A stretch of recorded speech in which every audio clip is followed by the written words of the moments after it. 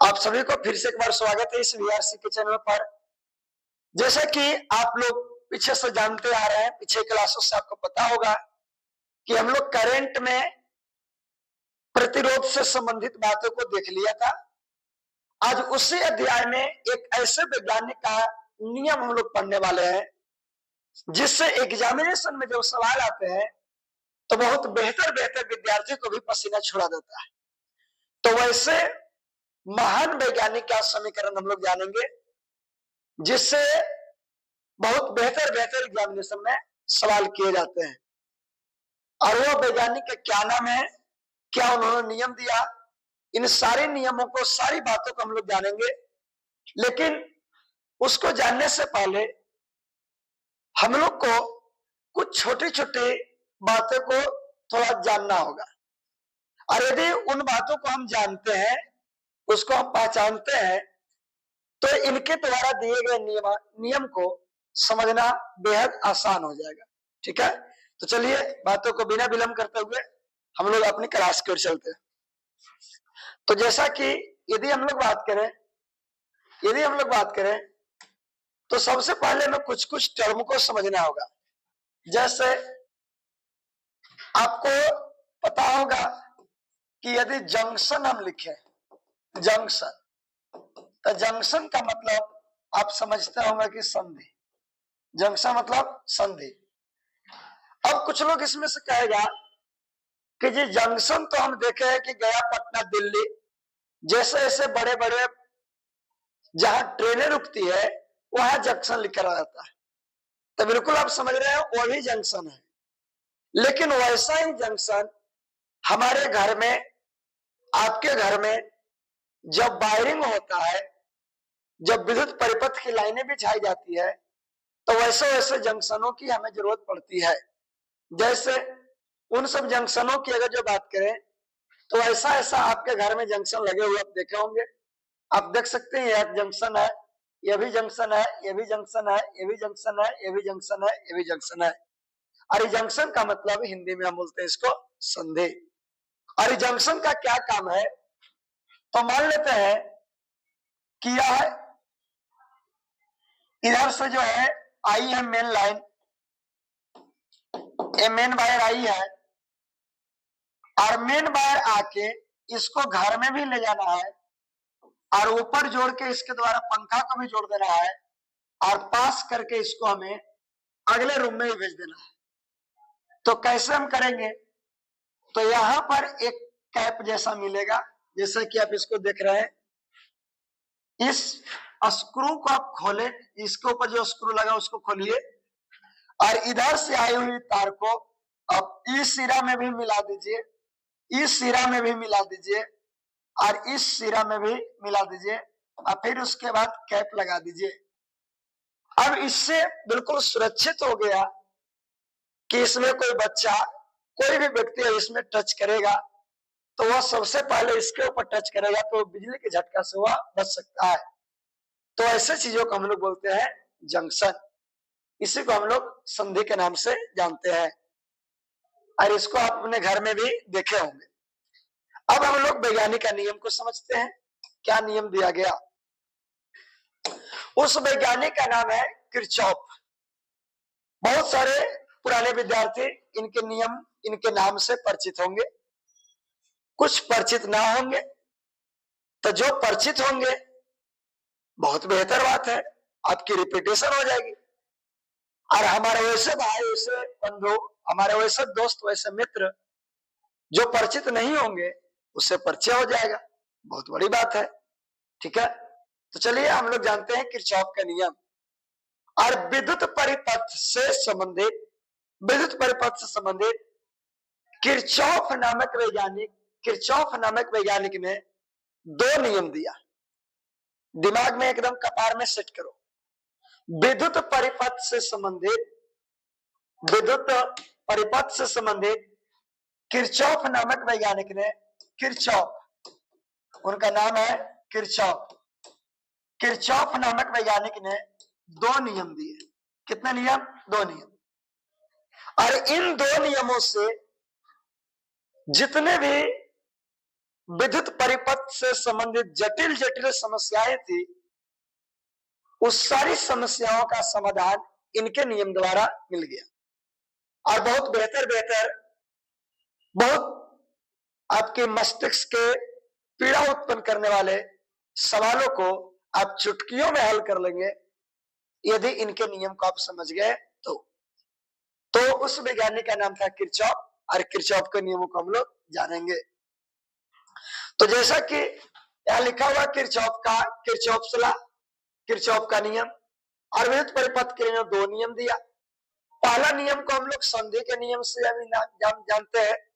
पहला नियम को हम लोग संधि के नियम से जानते हैं। पहला नियम को किससे? संधि के नियम से हम लोग जानते हैं, संधि नियम या प्रथम नियम। अब प्रथम नियम के अनुसार ये क्या कह रहे हैं? तो प्रथम नियम के अनुसार कह रहे हैं कि विद्युत परिपथ के किसी संधि पर, विद्युत परिपथ के किसी संधि पर मतलब जंक्शन पर मिलने वाले समस्त विद्युत धाराओं का बीजगणितीय योग शून्य होता है। बीजगणितीय योग शून्य होता है, ये इनका नियम है। अब इस नियम का क्या मतलब है? इनके नियम का मतलब हम लोग समझे। ये नियम कह रहे हैं कि मान लेते हैं कि यहाँ पर हमने एक जंक्शन लगाया, ये वाला जो है, ये वाला जंक्शन को हमने यहाँ पर लाके लगा दिया और यहां से मेन वायर आई, मेन हमने 220 में टोका लगाया और खींच कर यहाँ पर ले आना। 220 वोल्टेज और 50 एम्पियर की धारा आई। अब यहाँ पे 50 एम्पियर आई तो धारा 50 एम्पियर इससे आ रहा है।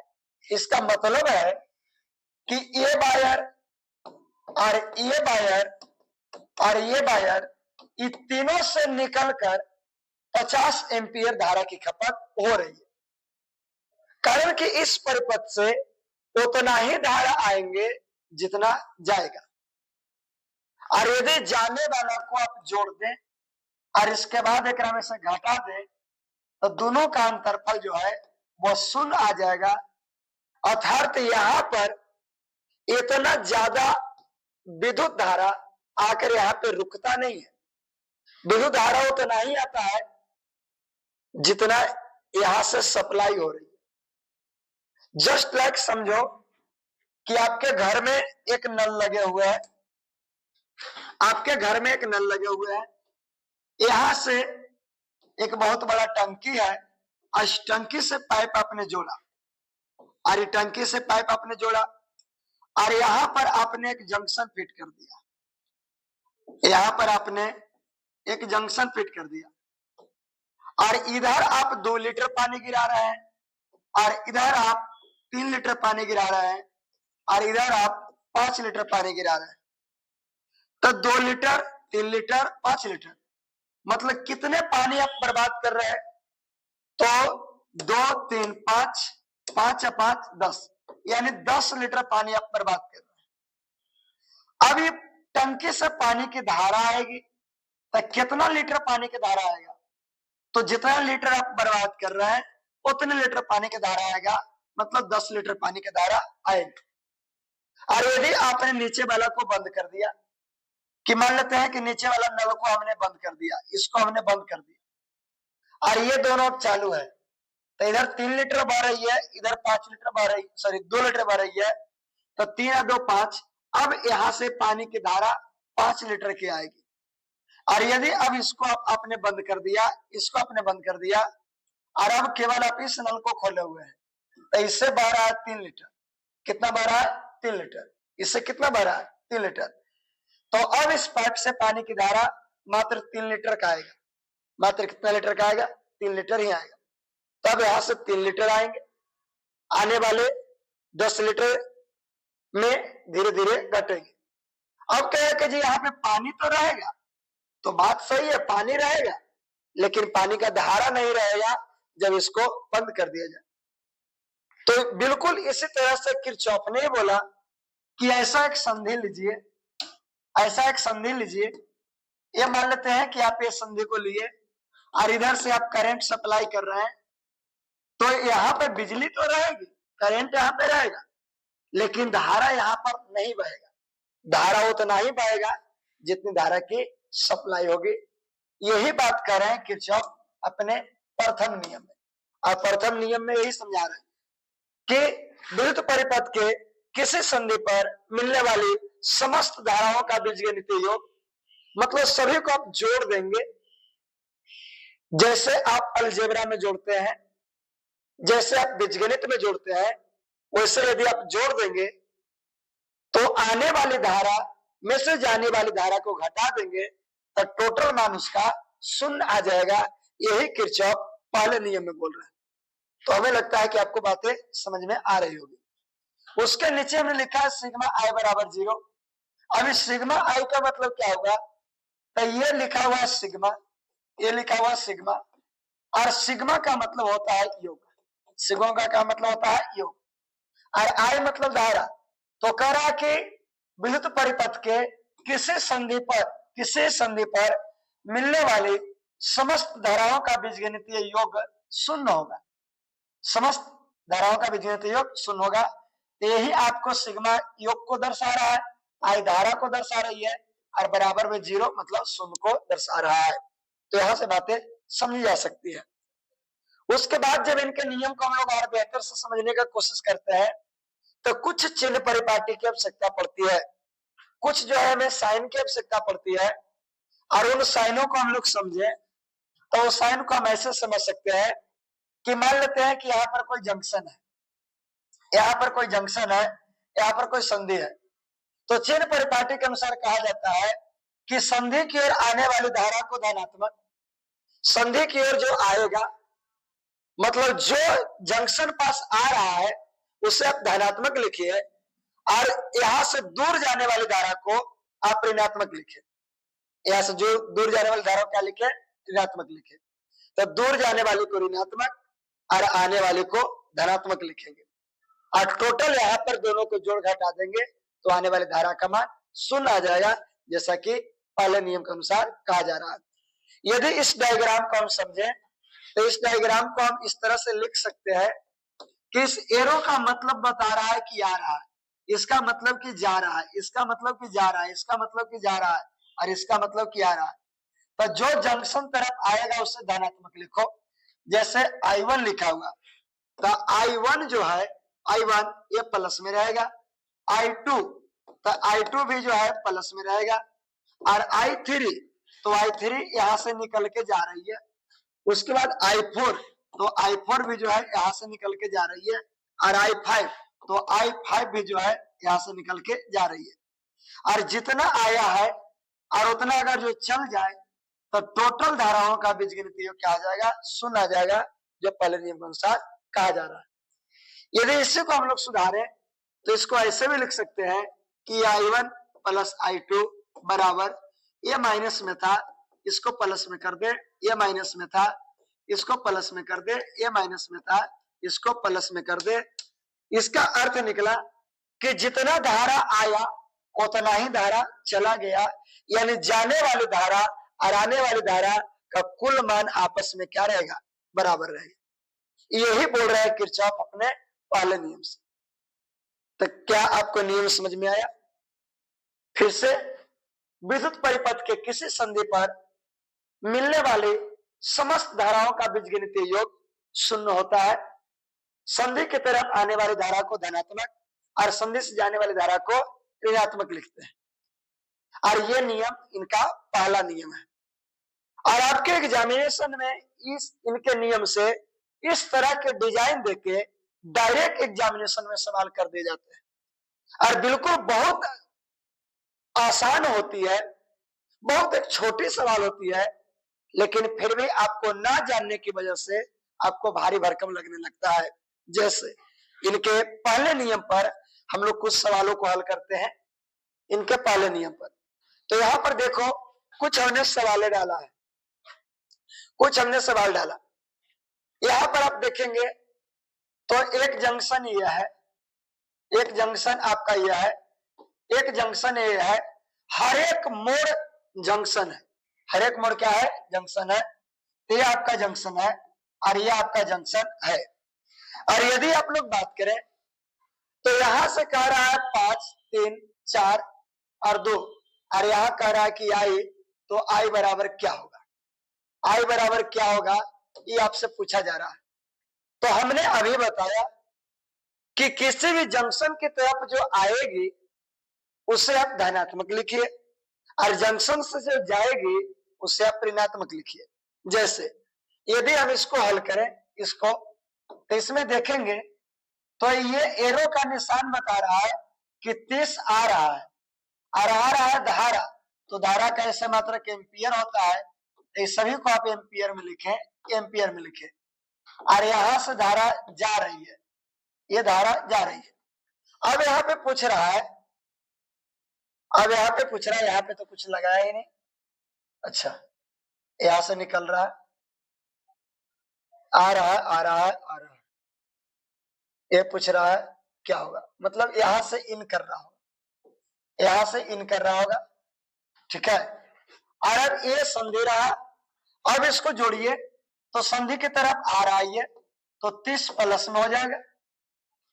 यहां से आप देखेंगे तो 120 भी आ रहा है, तो 120 प्लस में हो जाएगा।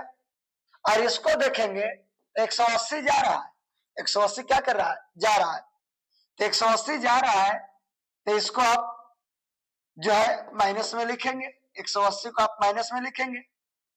और यहाँ पे आई होना चाहिए, और आई बराबर क्या होगा, तो यहाँ पर आई आ रही है, यहाँ पे आई क्या हो रही है, आ रही है, तो आ रही है, तो इसको हम लोग प्लस में लिखेंगे।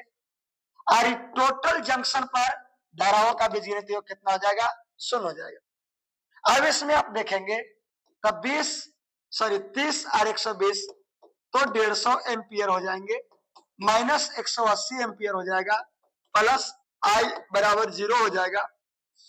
अब इसमें से देखेंगे तो माइनस 30 एम्पियर प्लस आई बराबर यहाँ पे 0 हो जाएगा। अब इधर माइनस 2 चला जाएगा, तो आई बराबर 30 एम्पियर आ जाएंगे। इसका मतलब हुआ कि जंक्शन पर इस परिपथ से 30 एम्पियर आया, इस परिपथ से 120 एम्पियर आया, तो 30 20 150 हो गया, 30 120 150 हो गया, और निकल रहा है कितना, 180। तो एक से कितना आया होगा कि 180 निकल रहा है, तो यहां से हम कह सकते हैं कि 30 आया होगा। कितनी अच्छी और आसान सवाल है, लेकिन फिर भी आपको न जानने की वजह से एग्जामिनेशन माथा दर्द उत्पन्न करता है। तो बिल्कुल, अब इसको आगे हम लोग देखें, इसमें देखेंगे तो ये आ रही है, कितना आ रहा है, तो 2 एम्पियर आया, अभी मैंने बताया कि आ रहा है, उसको प्लस लिखेंगे, उसको प्लस लिखेंगे, तो आ रहा है। और ये भी आ रहा है, तो इसको प्लस 9 एम्पियर लिखेंगे। और ये जा रहा है, तो जा रहा है, जिसको माइनस लिखेंगे I3। और यहां से भी जा रहा है, ये भी जा ही रहा था, तो इसको भी -4 एम्पियर लिखेंगे। और जब सबको जोड़ घटा देंगे चिन्ह के अनुसार, इसको हम लिख देंगे क्या, 0 बराबर, तो 0 हो जाएगा। अब यहाँ पे चलेंगे तो क्या हो जाएगा, तो 9 2 11 हो जाएगा, 11 एम्पियर माइनस I3 -4 एम्पियर बराबर 0।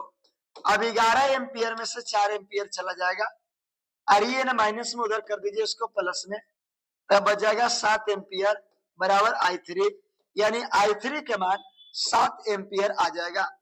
यानी I3 क्या कर रहा था, तो I3 निकल रहा है, यानी I3 का मान कितना आना चाहिए, 7 एम्पियर। कितनी आसान है कि जंक्शन की तरफ आएगा धनात्मक, जो जाएगा ऋणात्मक होता है। बस दिमाग में ये सेट रखना है कि आने वाला को धनात्मक, जाने वाला को ऋणात्मक लिखते हैं, ठीक है। उसके बाद यदि हम लोग आगे बढ़े तो यहाँ पर एक सवाल लिखा हुआ है, इस सवाल में देखेंगे तो ये कह रहा है कि यहां से जा रहा है, लेकिन कितना ही जा रहा है हमें पता नहीं। तो जो किरचॉफ ने बोला था कि संधि की तरफ जो आएगा, जैसा कि अभी आपने देखा इनके नियम में साफ साफ लिखा हुआ है, साफ साफ लिखा हुआ है कि संधि की ओर आने वाली धारा को धनात्मक मानिए, उससे दूर जाने वाली धारा को ऋणात्मक मानिए। तो उसको धनात्मक, उसको ऋणात्मक हम लोग मानेंगे, ठीक है। तो चलिए अब इसको हल करते हैं, ये क्या कह रहा है। तो यदि इसको हम लोग बात करें तो ये संधि हो गया, ये संधि हो गया, ये संधि हो गया, और यहाँ आ रहा है, आई आ रहा है, तो आ रहा है तो इसको हम प्लस लिखेंगे, यह आ रहा है तो इसको हम लोग प्लस लिखेंगे। और यहां से ई जा रही है तो इसको हम लोग माइनस लिखेंगे, ये भी जा रही है तो इसको हम लोग माइनस लिखेंगे, और ये भी जा रही है इसको हम लोग माइनस लिखेंगे, सॉरी इसको हम लोग माइनस लिखेंगे, इसको हम लोग माइनस लिखेंगे, और जितना आया है उतना हमने चला दिया तो टोटल मान क्या हो जाएगा, 0 हो जाएगा, क्योंकि पहला नियम है ए बोले। अब आई प्लस क्या हो जाएगा, तो 5 और 3 5 4 9 हो जाएगा, -9 बराबर 0, तो आई -4 बराबर 0, तो आई बराबर आपको 4 आ जाएंगे। आई बराबर कितना, 4, तो आई बराबर 4 एम्पियर, मतलब यहाँ पर 4 एम्पियर इससे आ रहा होगा, और 4 एम्पियर इससे आया, 5 एम्पियर इससे आया, तो 5 और 4 9, और यहाँ से गुजर रही थी कितना, तो यहाँ आई बराबर 9 एम्पियर था, और यही एम्पियर आके 3 भागों में चल गया, उधर चल गया 3, इधर चल गया 4, इधर चल गया 2, तो 4 3 7 7 2 9 एम्पियर यहाँ से निकल गया। तो कितनी आसान है, लेकिन फिर भी आपको नहीं जानने की वजह से इतनी छोटी सी सवाल जो है आपसे मिस्टेक से छूट जाती है। तो अब आपसे नहीं छूटेगा, आप पर हमें भरोसा है, ठीक है। चलिए अब हम लोग आगे बढ़े, ये किरचॉफ के पहले नियम रहे, अब किरचॉफ के हम लोग दूसरा नियम देखते हैं। किरचॉफ के दूसरा नियम, किरचॉफ के दूसरा नियम पहले नियम से संबंधित एक सवाल और करता है। क्या सवाल करता है, पूछता है कि किरचॉफ के पहले नियम में किसका संरक्षण होता है। तो संरक्षण का मतलब होता है कि जिसकी बर्बादी ना होती। तो किसकी बर्बादी ना हो रही है, तो धारा की। किसकी बर्बादी ना हो रही है, तो धारा की। तो धारा की बर्बादी ना होती है, उतने धारा आता है जितना धारा की आवश्यकता होता है, जितना धारा की आवश्यकता होता है उतना ही धारा वहां पर आता है। और धारा उत्पन्न किस से होता है, तो आवेश से। धारा किससे उत्पन्न होता है, आवेश से। तो आवेश संरक्षण, आवेश संरक्षण के नियम का पालन होता है किरचॉफ के पहले नियम में, जो आपके एग्जामिनेशन में पूछते रहता है। अब कहा कि जी क्यों संरक्षण हुआ, तभी आपने देखा कि उतना ही आता है जितना जाता है, कोई फालतू का के बर्बाद नहीं होता। मतलब कुल तो सुरक्षित रहेगा, कुल क्या रहेंगे, सुरक्षित रहेंगे। तो कुल जब सुरक्षित रहेगा तो हम बोल सकते हैं कि उसका संरक्षण होता है, ठीक है। आगे हम लोग बढ़े, अब किरचॉफ के दूसरे नियम में चले।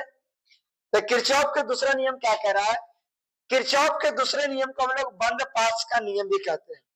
किरचॉफ के दूसरे नियम को हम लोग बंद पास का नियम भी कहते हैं। किरचॉफ के दूसरे नियम को बंद पास का नियम भी कहते हैं। बंद पास के नियम के अनुसार क्या कहता है कि किसी भी विद्युत परिपथ के प्रत्येक पास पर, प्रत्येक पास पर, पास मतलब क्लोज मेश कह रहा है, क्लोज मेश। क्लोज मेश कहने का मतलब क्या है, तो क्लोज मेश कहने का मतलब ऐसा है कि परिपथ बंद हो जाए। जैसे कहने का मतलब कि जैसे मान लेते हैं कि हमने यहां से करंट को जोड़ा, बात समझेंगे सही से। यहां से हमने जोड़ा ऐसा परिपथ, फिर हमने यहाँ पे जोड़ा, और फिर हमने यहाँ पे जोड़ा, और फिर हमने यहाँ पे जोड़ा, और यहां से निकाल दिया। तो यहां से हमने धारा दिया है, इसका प्रतिरोध है R1, इसका प्रतिरोध है R2, इसका प्रतिरोध है R3, इसका प्रतिरोध है R4, और यहां से धारा जा रही है I। अब यहाँ पे धारा आएगी तो धारा दो हिस्सों में बढ़ जाएगी। अब बढ़ जाएगी तो यहाँ से चल जाएगा I1, और यहाँ से चल जाएगा क्या, I2। यहाँ से I1, यहाँ से I2, हालांकि दोनों के जोड़ेंगे तो I ही निकलेगा, लेकिन इससे चल गया I1, इससे चल गया क्या, I2। अब I1 I2 यहाँ से निकल गया। अब जब ये आगे बढ़ेगा तो इससे भी गुजरेगा I1, और इससे भी गुजरेगा I2। और यदि हम लोग बात करें तो इनसे पहले, किरचॉफ से पहले हम लोग एक वैज्ञानिक का नियम जानते थे जिनका नाम था ओम। जिनका नाम क्या था, ओम। और ओम के नियम के अनुसार हम लोग जानते हैं कि V बराबर IR होता है। V बराबर क्या होता है, IR। यानी यहाँ पर ही कितना वोल्टेज आएगा इसको पता हम लोग कैसे करेंगे, तो I1 गुना R1 कर देंगे तो हमें पता चल जाए कि यहाँ पर वोल्टेज कितनी आ रही है। यहाँ पर चर्चा करें तो यहाँ पर चर्चा कर सकते हैं कि I1 गुना R2 कर देंगे तो पता चल जाए कि यहाँ पे वोल्टेज कितना आ रही है। यहाँ पे वोल्टेज निकालना है तो यहाँ पे वोल्टेज हम निकालेंगे कि I2 गुना I3 कर देंगे तो हमें पता चल जाएगा कि यहाँ पर कितना वोल्टेज आया है। यहाँ पर निकालेंगे तो I2 गुना I4 कर देंगे तो हमें पता चल जाएगा कि यहाँ पर कितना वोल्टेज आया है। और यदि यहाँ पर जो वोल्टेज है जो, यहाँ पर जो वोल्टेज है जो, यहाँ पे वोल्टेज है जो, और यहाँ पे वोल्टेज है जो, इन चारों वोल्टेजों को आपस में हम जोड़ दे तो उतना ही आएगा जितना वोल्ट से हमने जोड़ा था। और मान लेते हैं कि हम 12 वोल्ट से जोड़े थे। कितना वोल्ट से? 12 वोल्ट से। तो ये चार हिस्सों में जो बटा है, ये चारों का आप जोड़ देंगे तो चारों का कुल योग 12 वोल्ट ही आएगा। लेकिन वो कैसे निकला? तो गुजरने वाली धारा और प्रतिरोध, गुजरने वाली धारा और प्रतिरोध के गुणनफल करके और सबको जोड़ दिया, गुणनफल करके सबको जोड़ दिया। और जोड़ना कहलाता है बीजगणितीय योग, और गुणनफल मतलब धारा प्रतिरोध के गुणनफल करके हमने जोड़ा। जैसे I Guna R, I Guna R, I Guna R, I Guna R, सभी को करके जोड़ दिया तो कुल विद्युत वाहक बल के बराबर आएगा। यही बोले हैं किरचॉफ अपने दूसरे नियम, यही किरचॉफ अपने दूसरे नियम में बोले हैं। दूसरा नियम का अब समझ में आपको आ जाएगा। क्या कह रहा है? कह रहा है कि किसी भी विद्युत परिपथ के प्रत्येक बंद पास, किसी भी कैसा विद्युत परिपथ हो, प्रत्येक बंद पास जो क्लोज सर्किट है जैसा अभी हमने बताया, पर उससे गुजरने वाली धारा, गुजरने वाली धारा, धारा मतलब I, उसका प्रतिरोध मतलब R के गुणनफल का बीजगणितीय योग, जैसा कि हमने किया के गुणनफल का बीजगणितीय योग। देखो यहाँ पे हमने धारा प्रतिरोध के गुणनफल का बीजगणितीय योग किया। और ये जो बीजगणितीय योग है ये कुल विद्युत वाहक बल के क्या होता है? बराबर होता है। विभिन्न विद्युत वाहक बल के कुल योग के बराबर होता है। अगर जो जितना वोल्टेज से आप जोड़े हैं उतना ही आएगा। कैसे?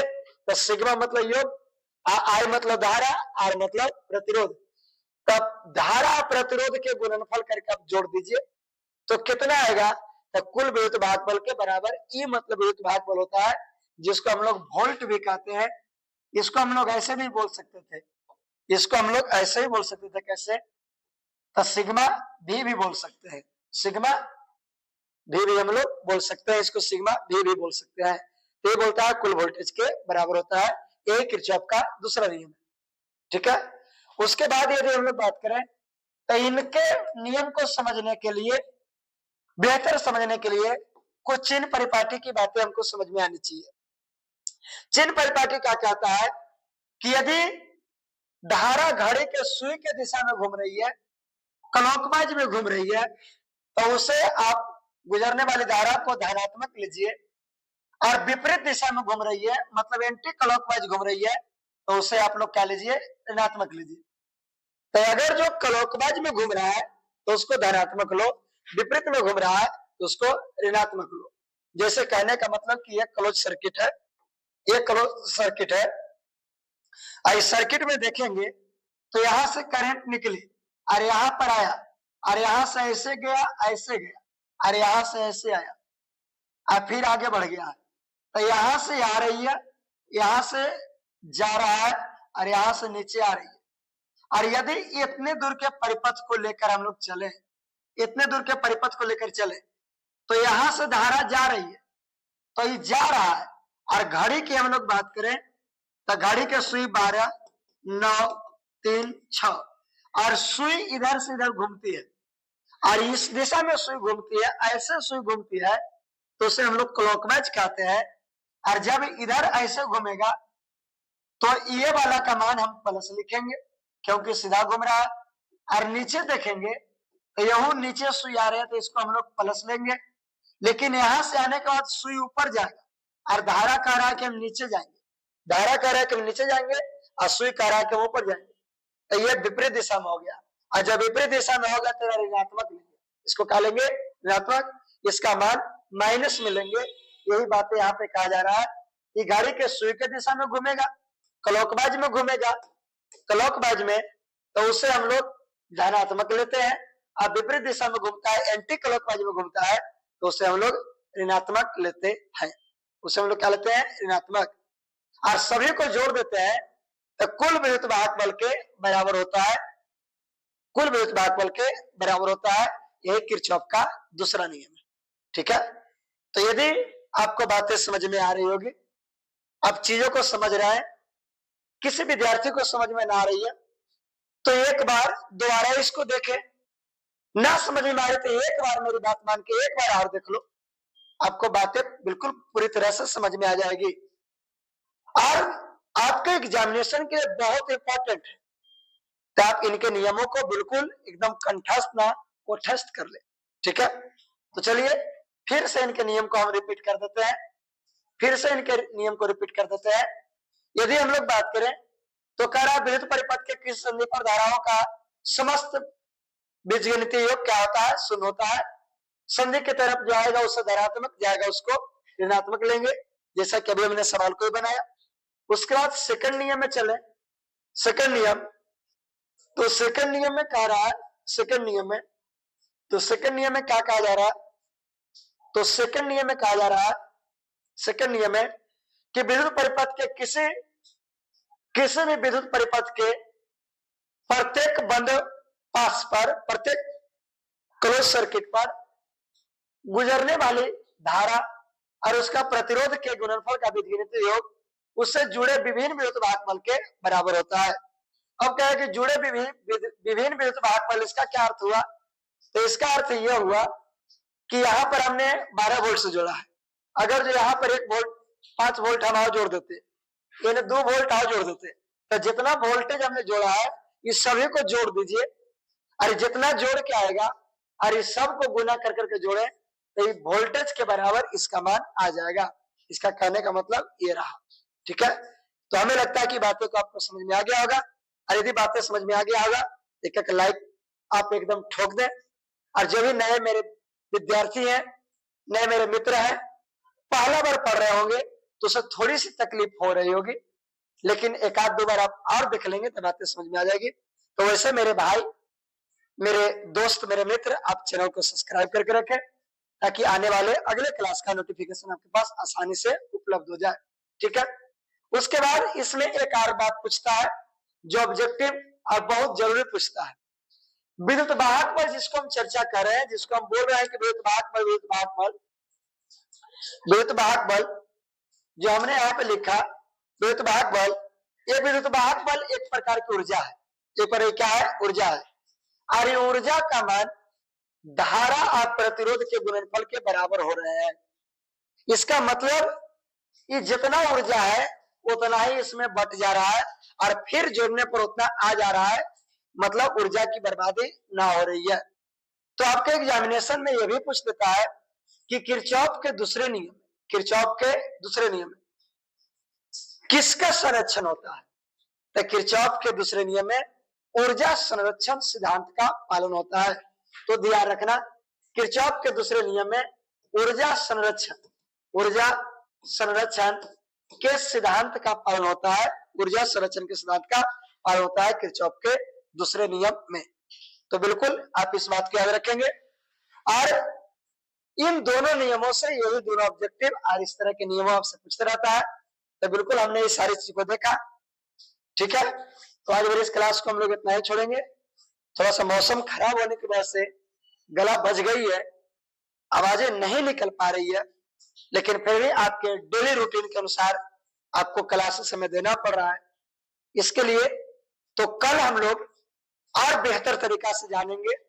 कल हम लोग किरचॉफ के नियम से संबंधित इन्होंने एक उपकरण बनाया था जिसका नाम था व्हीटस्टोन ब्रिज।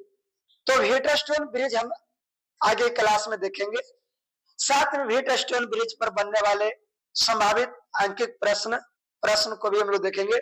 तो कल का क्लास बहुत जानदार, मजेदार होने वाला है, तो बिल्कुल आप चैनल को सब्सक्राइब करके रखें। चलिए आज बार इसको इतना ही छोड़ते हैं। सभी को धन्यवाद, थैंक यू, आपने इतना समय VRC पर के चैनल पर दिया।